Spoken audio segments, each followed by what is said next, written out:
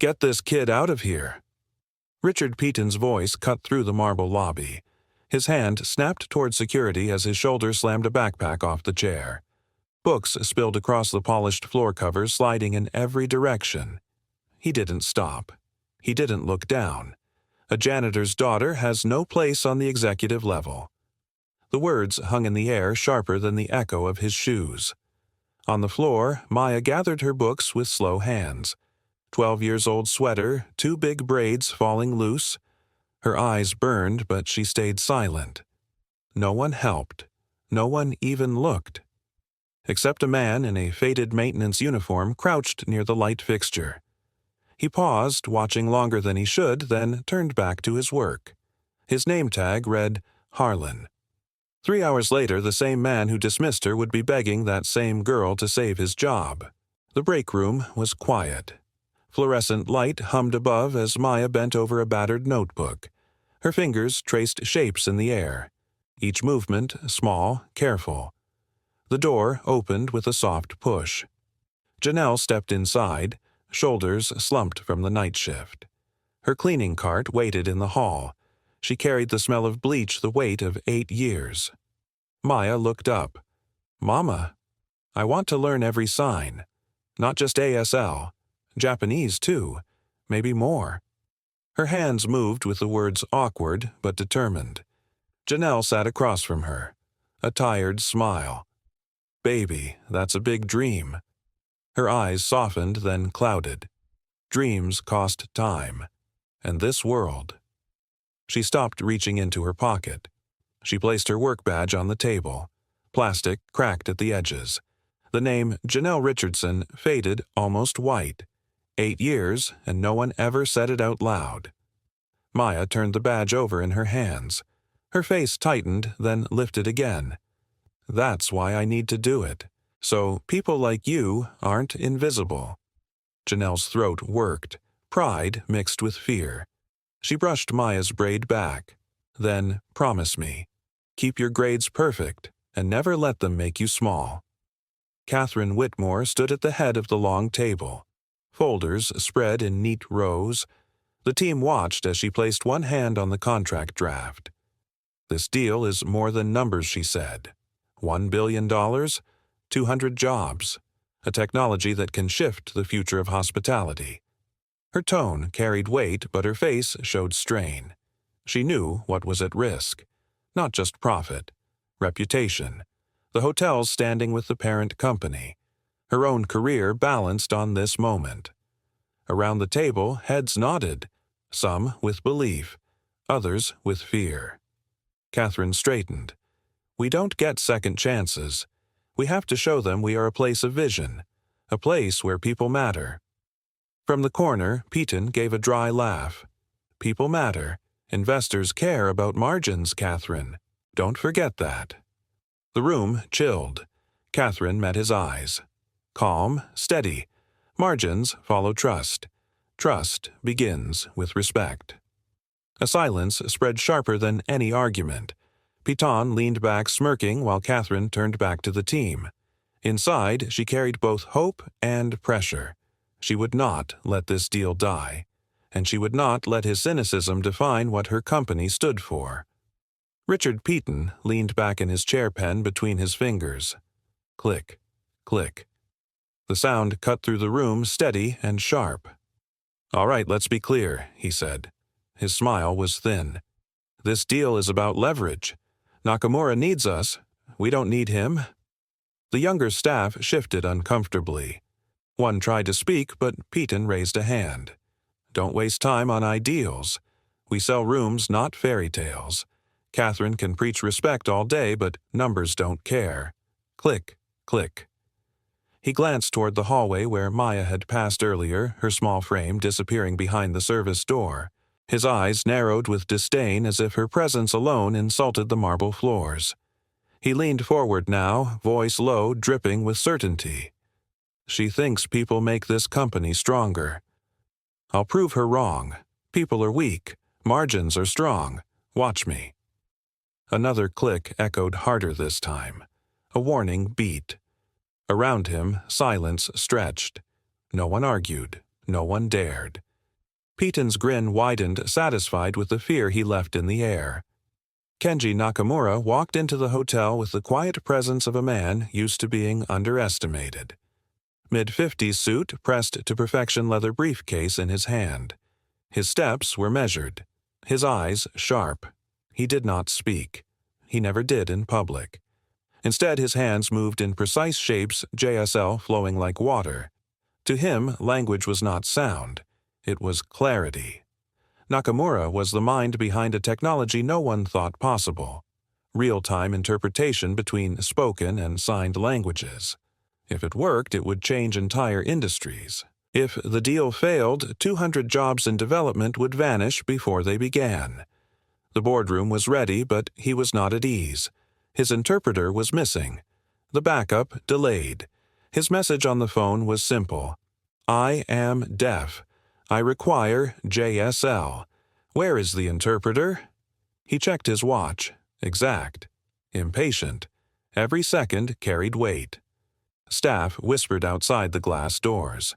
Catherine held her phone tight, the call ringing to nowhere. Piton muttered something about improvise. Nakamura's gaze swept the room, expression unreadable but cooling by the minute. Without the right interpreter, there was nothing to discuss. He reached for his briefcase latch, deliberate and slow. One movement away from leaving. If he walked out, the billion-dollar partnership ended with the soundless click of a closing door. The conference room lights glowed against polished glass walls. Documents lay in neat stacks. Coffee steamed from untouched cups. Chairs pulled tight to the table. Everything in order. Then the doors opened early. Kenji Nakamura entered without warning. His briefcase clicked against the table. His eyes swept the room, once cold precise. Catherine rose to greet him, but her phone buzzed in her hand. The agency number. She pressed it to her ear, nodding at every word. Her face drained of color. She ended the call slowly. Her fingers trembled. The interpreter. There was an accident. She won't make it. Piton's chair scraped back hard. "What you're telling me, we don't have an interpreter for a billion-dollar deal." His laugh was sharp, bitter. Unbelievable. "Catherine, this is on you." Catherine forced her voice steady. "We'll find a backup. Give me a minute." Nakamura's phone was already out. His hands moved quickly, then he turned the screen toward them. 4 words in clear English text: "No JSL interpreter. No negotiation." The silence landed like a stone. Piton shook his head. "Ridiculous. We can work around this. Google Translate written notes." But Nakamura was already gathering his documents, sliding papers back into the case. His movements exact, each one a dismissal. Catherine stepped forward. "Please. If we can have just a little time." Nakamura didn't look at her. He closed the briefcase latch. The sharp click cut through the room like a warning bell. Her hand clenched around her phone. She dialed again, fast, desperate. Straight to voicemail. Sweat gathered at her palm. The screen slipped slightly in her grip. "Catherine." Piton's tone was venom. "Do you realize what you've done? He's walking. He's walking because of you." The door handle shifted under Nakamura's hand. His watch gleamed under the light. Every second was judgment. Every second pushed the deal closer to collapse. No interpreter. No words. No bridge. One step out the door, and the future of the hotel went with him. Richard Piton leaned forward, smirking as if he held the answer. "Fine. If the interpreter can't show up, we'll use tech. Problem solved." He pulled out his phone, fingers tapping quick. The glow of the screen lit his face as he opened Google Translate. He held it up like a trophy. "Here, speak into this. It'll handle the rest." For a moment, no one moved. Catherine's stomach knotted. She opened her mouth, then closed it again. Nakamura's eyes lowered to the phone. His expression stayed polite, but the muscles in his jaw tightened. He signed a slow phrase. Piton shoved the phone toward him. "See, it's easy." The app produced a garbled voice. Broken rhythm. Half-formed words. A machine pretending to understand. Nakamura didn't react. His face remained calm, distant. Too calm. His silence carried more weight than anger ever could. "Look," Peyton said louder as if volume made it better. "This works fine. We don't need to wait for anyone." Catherine's hands curled against her notes. She could see it slipping already. The room. The trust. The deal. Nakamura lifted his briefcase. One paper slid neatly inside, then another. He moved with slow care, deliberate, precise. His politeness was worse than fury. Peyton kept talking. "It's translation. Words in, words out. What's the problem?" The phone screen reflected in Nakamura's glasses the pale light against his unreadable face. He closed the briefcase latch. The sound cracked like judgment. Catherine stepped forward, her throat dry. "Mr. Nakamura, if you give us a little time." He stood. The chair legs scraped the floor, sharp and final. His hand brushed the edge of the table, then dropped to his side. He adjusted his cuff, checked his watch. Peyton's grin faltered, but only for a breath. "You're making a mistake," he said. "This is business. Be reasonable." Nakamura's gaze shifted at last. It landed on Peyton. Not cold. Worse. Disappointed. He turned toward the door. The air in the room thickened. Catherine's pulse hammered. She tried to speak, but the words froze. She knew. If he left, nothing would bring him back. In the far corner, a maintenance worker knelt by a vent. He didn't move. He only watched. His badge read Harlan. Nakamura's hand touched the door handle. One step more, and the billion-dollar deal was gone. The hallway outside the conference room buzzed with whispers. Elena, the concierge, spoke hurriedly into the phone. "Any interpreter. ASL, JSL, anyone. We're dying up here." Maya froze mid-step, her notebook still in her hand pencil tucked behind her ear. The words echoed in her chest. Interpreter. JSL. Her eyes dropped to the badge on the table beside her bag. Janelle Richardson. Environmental Services. 8 years. The plastic edges were cracked. The name nearly rubbed away. Maya picked it up, held it tight. Her stomach twisted. She was 12. A child. But she knew. She had studied. She could try. Her feet carried her before her doubts caught up. She stood outside, the tall glass door knuckles hovering. She tapped once. A soft knock. No answer. Voices inside rose and fell, clipped tense. She swallowed and knocked again harder. The door swung open fast. Peyton filled the frame, his face already sharp with irritation. When his eyes landed on her, his mouth curled into a laugh. "You've got to be kidding me." He leaned against the door. "We're closing a billion-dollar deal. This is not show and tell." Maya's grip on the badge tightened. Her voice wavered once, then steadied. "I know JSL. Let me try." For a beat silence. Peyton blinked, then laughed again. A low, mocking sound. Inside, chairs scraped. Catherine's head turned toward the door. Her eyes narrowed, focused not on Peyton but on the girl behind him. Maya lifted her chin. She didn't move. She didn't step back. "I can help." The words hung between them, fragile and unshakable, all at once. Peyton's arm blocked the doorway, ready to slam it shut. "Enough," Catherine said. Her voice cut clean. She moved closer, hand firm against his wrist. "Let her speak." Peyton scoffed, but Catherine pulled the door wider. The room turned toward the girl in the hallway. Maya stepped in her small frame, dwarfed by the table and its silver pitchers, its mountain of papers. Her palms were damp, her knees unsteady. She pressed the badge harder in her fist. She raised her hands, hesitant at first, then precise. "Excuse me, sir. I apologize for the delay." The signs were formal, careful JSL patterns learned late at night in the library. Her fingers trembled, but the shapes held. Nakamura's head lifted, his gaze fixed on her. He studied every motion. Then his hands moved swift and testing. Maya caught the rhythm, the grammar, the meaning beneath the words. She spoke for the room, her voice quiet but sure. "He asks if I know Japanese Sign Language." Silence pressed in. Piton folded his arms, waiting for her to collapse. Maya lifted her hands again. "A little, sir. I studied. May I try?" For the first time, Nakamura leaned forward. His eyes sharpened, not cold now, but searching. A pause, then the smallest nod. He signed again, longer this time. Maya's breath caught, but she followed. Her translation carried more than words. "He says this technology isn't just about translation. It is about dignity." Her chest rose, then fell. Catherine's eyes softened, relief breaking through. At the head of the table, Nakamura sat straighter. His briefcase stayed closed. The deal was not dead. Not yet. Maya stood at the corner of the table, hands moving in steady rhythm. She translated each phrase, pausing only to breathe. Piton leaned back in his chair, arms crossed.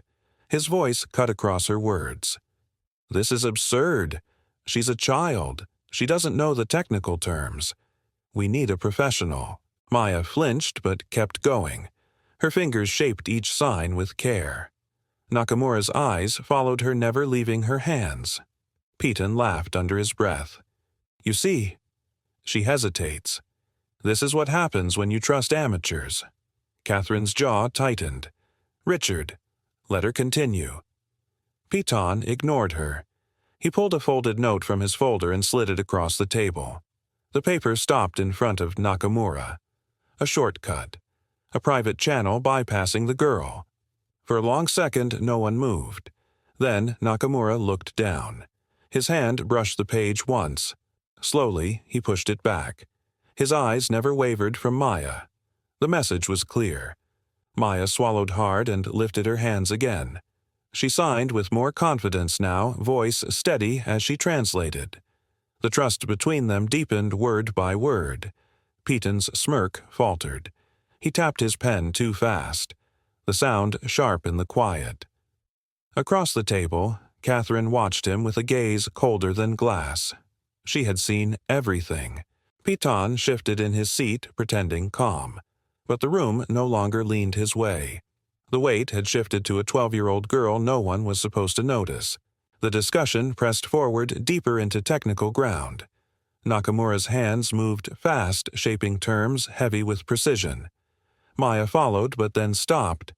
A sign she didn't know. A word too advanced. Her chest tightened. Silence stretched a beat too long. Piton seized it. Click, click. His pen snapped open and shut. There it is. She's lost. Exactly what I warned you about. Maya's throat dried. Her hands lowered. For a moment, she thought of stepping back, of vanishing into the background where no one expected her to know. Then she looked at Nakamura. His eyes waited steady, curious. Her voice came low, almost a whisper. "Sir, I don't know that sign. Could you fingerspell it, or explain in another way?" The room stilled. Nakamura blinked, then leaned back. Surprise softened into something else. A slow smile broke across his face, his first smile of the day. He signed again, slower this time. His hands built an image instead of a word. A river branching, streams converging, a system flowing together. Maya caught it, her eyes lit with recognition. She shaped the explanation into English for the room. He's describing network flow, multiple inputs joining into one channel. Relief spread across the table. Catherine exhaled. A junior analyst scribbled notes, fast nodding. Piton slammed his pen down the click louder, now impatient.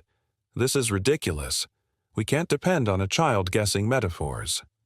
But Nakamura ignored him. His gaze stayed on Maya. His hands moved again, another concept turned into an image. She followed, voice stronger now. "He says the AI learns like a child, through context, through emotion, not just rules." The words struck deeper than the technical jargon. They landed with weight. Catherine leaned forward, eyes bright. Around the table, heads turned toward Maya. Not with pity, not with doubt, with respect. Nakamura gave a short nod. Approval. Trust. His smile held small but unmistakable. Light from the tall windows shifted across the table. It caught Maya's face, her hands still in motion. The glow made her look taller, steadier than 12 years should allow. The deal had been slipping away. Now, against every rule, every expectation, it was finding its voice through her. The discussion edged into deeper territory. Nakamura signed a sequence that shifted fast, full of technical precision. Maya followed each motion until one shape stopped her cold. A word she didn't know. Her hands froze mid-air. Heat climbed her neck. The silence thickened. Piton's pen clicked once loud in the still room. Every eye turned to her. For a heartbeat she thought of bluffing. She could guess, smooth it over, pretend she knew. That would be easier, safer. But she remembered her mother's words. Never let them make you small. Maya lifted her chin. Her voice came quiet but steady. I don't know that sign. Could you repeat it in another way? The room stilled again. Nakamura's hands lowered. His face shifted, first surprise, then something warmer. A nod. Deliberate.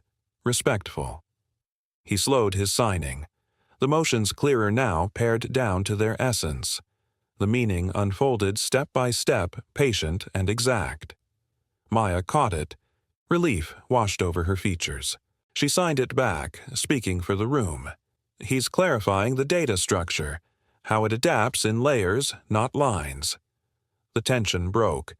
Catherine leaned back, the tightness easing from her face. Nakamura continued, his expression softened. He signed again, his hands more open this time. Maya translated carefully. He says once an interpreter pretended to understand. They guessed. And it destroyed an entire negotiation. You are more honest than many professionals. The words landed heavy, then lifted into something like awe. Maya's lips pressed tight. Then slowly a smile tugged at the corner of her mouth. Not pride. Relief. Around the table, doubt shifted into quiet admiration. Even the analysts at the edge sat taller, watching her hands with respect. Nakamura gave a single, short nod. His approval carried more weight than any contract clause. The air in the room had changed.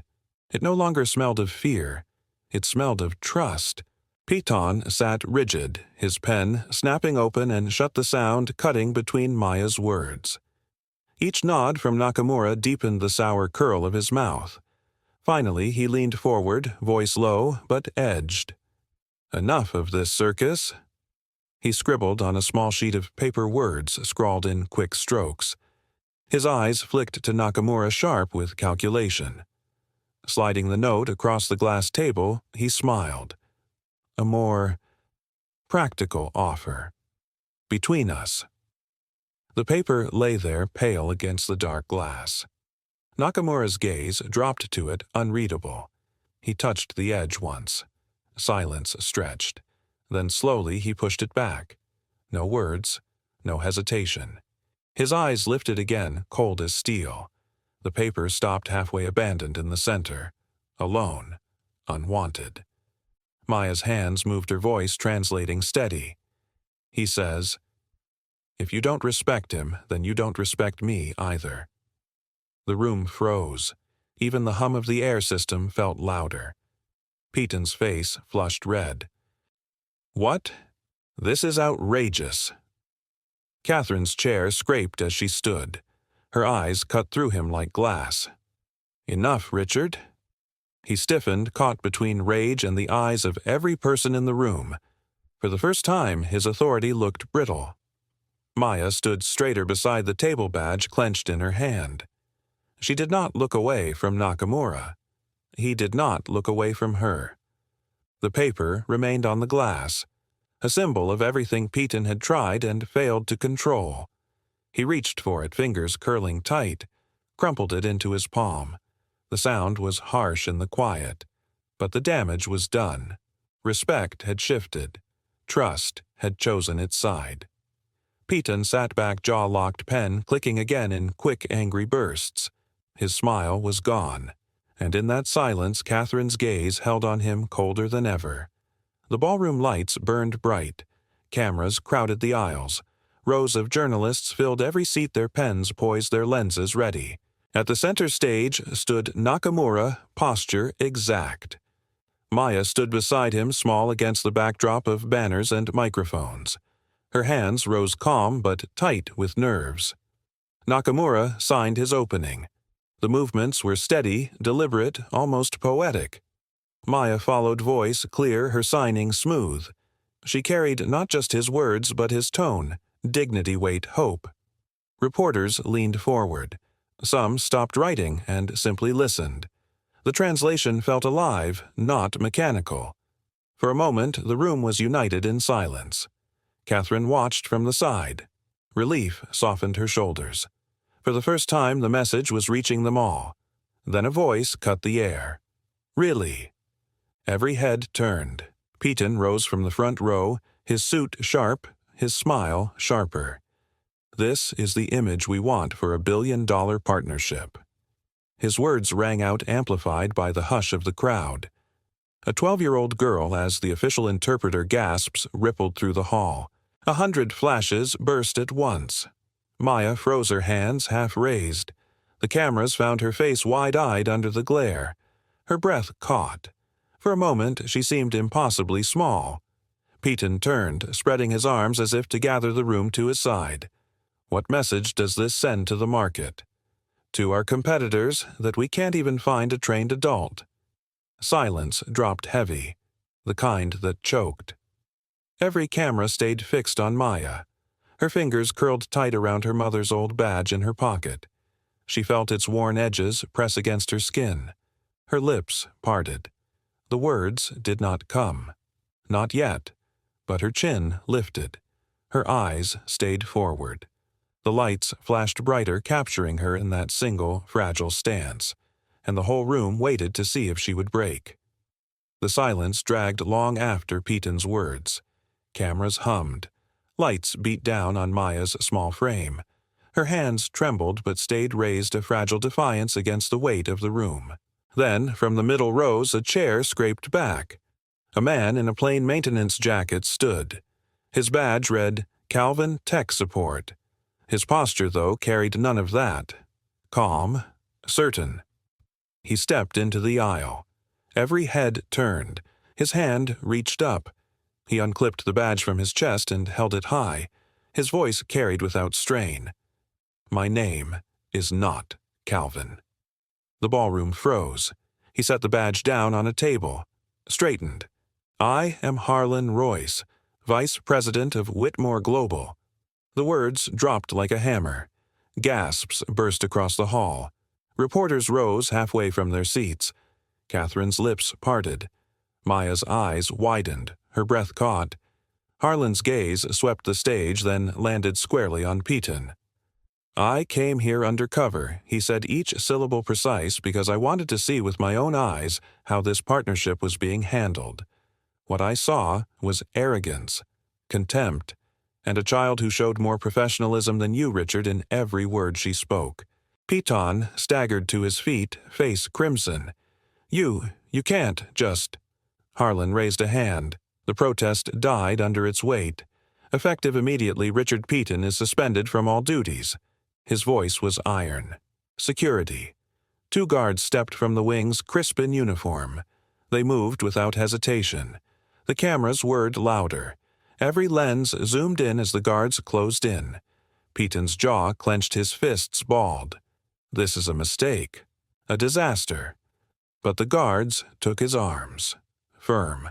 Unshakable. Harlan's eyes never left him. The only disaster was believing power gave you the right to belittle those beneath you. The guards turned Peyton toward the doors. His face burned under the blaze of flashbulbs. His voice broke in a choked protest, lost under the rising swell. Clapping. It began at the back, then along the sides, then a wave rolling forward until the whole hall thundered with applause. Peyton stumbled as the guards led him out. The doors shut behind him. The sound of the lock clicked faint and final. The applause swelled again. Not polite, not restrained, triumphant. Maya stood still, chest-heaving eyes locked on the man who had stood in the shadows all along. Harlan gave a single nod to her, to Catherine, to Nakamura. Then he turned back to the crowd, his voice carrying once more. Let this be clear. This company will be represented by dignity, by respect, and by the people who have earned it, no matter their age, their title, or their background. The hall erupted brighter than before. Cameras flashed, capturing the moment Harlan's badge abandoned on the table, Maya's face lit by the glow, and Peyton gone. The reckoning had come, and it was glorious. The applause had not faded when Catherine stepped forward. She raised her hand, and the hall fell quiet. Her voice carried steady certain. If not for Maya Richardson, this deal would have collapsed. Today, we stand here only because she refused to be invisible. Maya blinked, her throat tightening. Catherine turned, holding up a folder embossed with the Whitmore crest.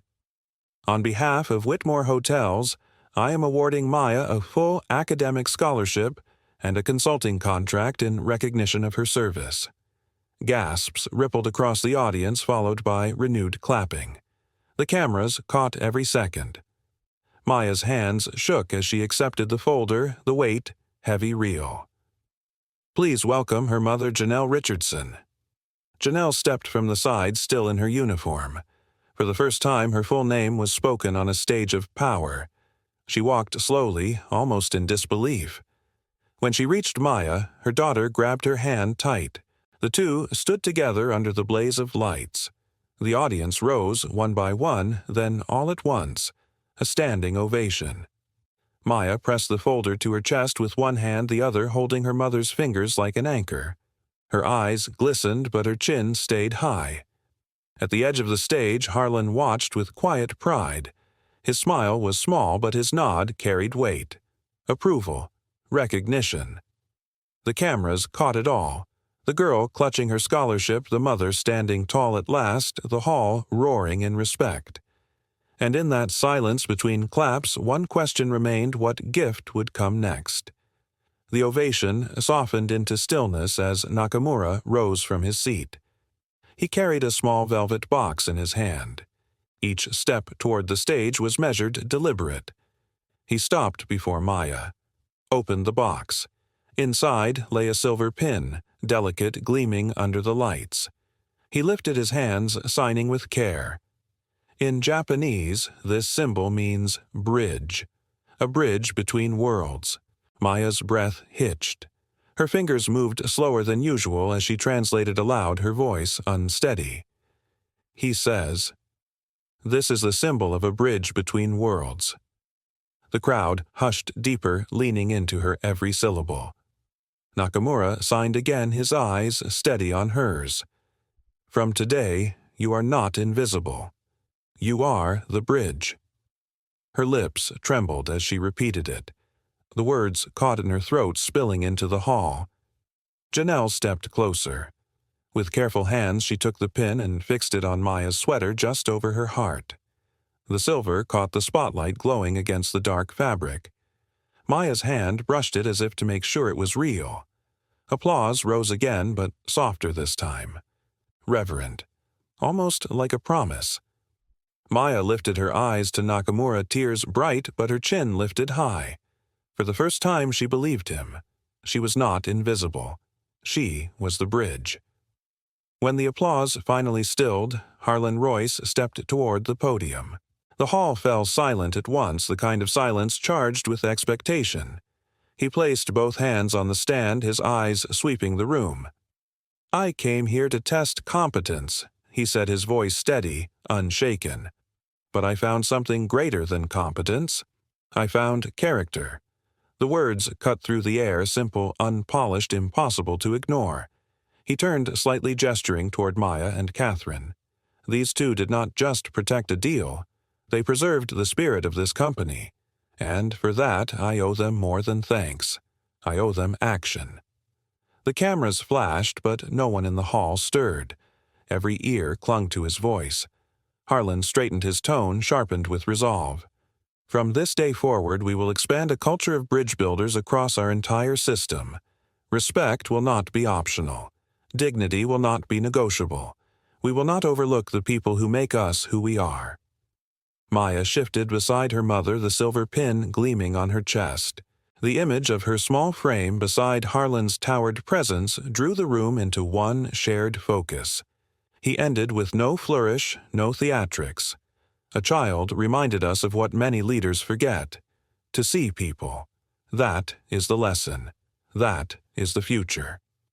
The spotlight widened, holding them both, executive and girl, side by side. The ovation that followed shook the hall. The security guards closed in tight on Peyton, one at each side. His shoulders stayed rigid, his jaw set, but the mask slipped around his eyes. They looked hollow, searching for ground that no longer existed. He kept his chin lifted as they guided him through the crowded hall. Cameras clicked, but no one applauded. No one stopped him. The doors swung wide, spilling him into the lobby. His polished shoes echoed on the marble floor. He walked past the row of chairs without slowing. Then his gaze snagged on one. The same chair where Maya had once sat clutching her book before he knocked it to the ground. The memory hit him sharp, the arrogance in his own voice echoing back. Your mother scrubs toilets. Keep her kid in the service halls where she belongs. Now the chair stood empty, silent. His stride faltered just for a second. He looked at it too long, then tore his eyes away. The guards kept walking. He followed no applause, no recognition, no allies, just the hollow tap of his own footsteps. People passed by without a glance. Receptionists, staff, even guests, no one cared. No one slowed. The man who once filled every room with his voice left it in silence. Alone. When the hall finally emptied, Maya slipped away from the noise. She walked back to the lobby, the same marble floor, the same leather chairs. She sat down in the seat where it all began. This time her hands didn't tremble. The silver pin on her chest glowed under the soft lights. Across from her, a girl about 10 lowered herself into a chair. She carried a dog-eared book, its cover bright with illustrated hands forming letters. She traced one picture with her finger lips, moving silently as she studied. Maya noticed. Her heart tugged. She leaned forward, smiled gentle. Do you want me to teach you a few signs? The girl's eyes widened. She nodded fast, the book pressed tight to her chest. Maya lifted her hands. The girl copied, awkward at first, then more sure. They laughed quietly, correcting each other. Fingers moved in patterns that built words without sound. The empty lobby filled with meaning. Step by step, sign by sign, the bridge grew wider. From a distance, the two looked almost like mirrors, one who had once been invisible, one just beginning to be seen. The camera of the moment pulled back slowly. Two children, two generations side by side under the same light, their hands painting a language the world had ignored. The story no longer belonged to one girl. It belonged to everyone willing to notice. Because right now, somewhere, someone is walking past a Maya. Someone brilliant, someone waiting, and it should not take $1 billion deal for us to see them.